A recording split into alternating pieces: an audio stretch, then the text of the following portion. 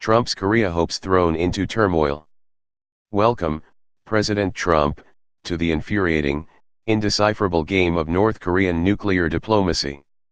An unexpected series of threats from the enclosed Stalinist state threatened to nix next month's planned summit in Singapore between Trump and North Korea's leader Kim Jong-un and sink White House hopes of a spectacular foreign policy success.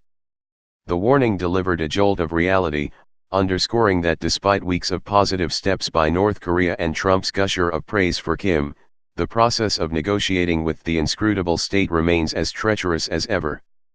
First, North Korea shocked Washington by lashing out at South Korea military drills, saying they could lead to the summit being scrapped. Then in a more ominous development, it warned that if the White House required the dismantling of its nuclear arsenal up front, there was little point in talking. If the Trump administration is genuinely committed to improving NKUS relations and come out to the NKUS summit, they will receive a deserving response, Kim Ki-gwan, first Vice Minister of the Ministry of Foreign Affairs, was quoted as saying by the official KCNA news agency. But if they try to push us into the corner and force only unilateral nuclear abandonment, we will no longer be interested in that kind of talks and will have to reconsider whether we will accept the upcoming NKUS summit. The comments appeared to be a direct repudiation of statements by top Trump administration officials that North Korea must accept the total and irrevocable elimination of its nuclear arsenal before it could accept tangible benefits from the US as part of any peace drive. Kim was clearly signaling he's not done yet with the classic North Korean strategy of provocations and demands. And the president and supporters might want to put that talk about the Nobel Peace Prize on ice, at least for now. On the other hand, as strong as they were, Kim's protests came on paper, and not in the form of missile launches or a nuclear test, a potential sign of progress in that he registered anger but did not take a step that would immediately sink the summit. The North's sharp messages came just a week after Secretary of State Mike Pompeo returned home from a friendly meeting with Kim with 3 U.S. prisoners, prompting Trump to stage a middle-of-the-night welcoming ceremony. It left the White House scrambling to decipher Pyongyang's motives and analysts handicapping the prospects for the summit. "I have to say, this is a little bit out of the blue," said Harry Kazianis, a Korea expert at the Center for the National Interest.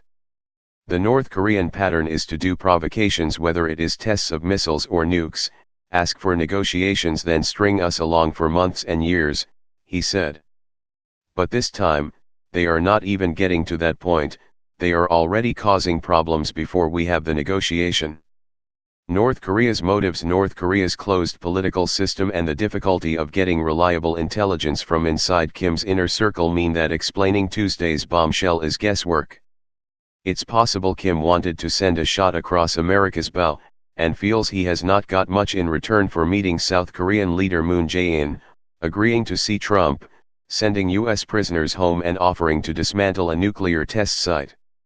He may also be balking at emerging details of America's goal for the summit, an agreement for full and irreversible denuclearization by North Korea in return for security guarantees and the promise of future investment by U.S. firms in the impoverished nation. Trump's national security advisor John Bolton, a skeptic who would have been unsurprised by Kim's Tuesday broadside, told CNN's Jake Tapper over the weekend, "I wouldn't look for economic aid from us," and said the Singapore summit would test whether Kim had made a strategic decision to get rid of his nuclear arsenal. The KCNA dispatch took direct aim at Bolton and rejected his view that North Korea should follow Libya's model and unilaterally give up all its nuclear weapons. The statement may also indicate that the ambition and speed of the U.S. approach, which implies invasive inspections of the North's nuclear, missile and chemical and biological weapons programs and confiscation of its arsenals, has spooked Kim. Pompeo has said Washington would not follow its traditional and failed strategy of offering the North concessions like the lifting of sanctions and financial aid in return for proportional steps by Pyongyang to decommission its weapons. "We're hoping this will be bigger, different, faster," Pompeo told CBS Face the Nation. Last week, Chinese state media reported that Kim wanted phased and synchronous measures to defuse the nuclear showdown, a possible sign of dissent with the U.S. approach. Dampened expectations might be a good thing. North Korea's warning might also be valuable in another way if it tones down the crescendo of expectations in Washington about the summit.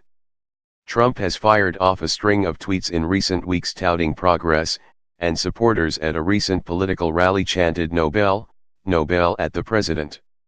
Last week, as he welcomed the prisoners back to Joint Base Andrews, Trump said Kim had been excellent to the three men, despite imprisoning them and the fact he has one of the world's worst human rights records.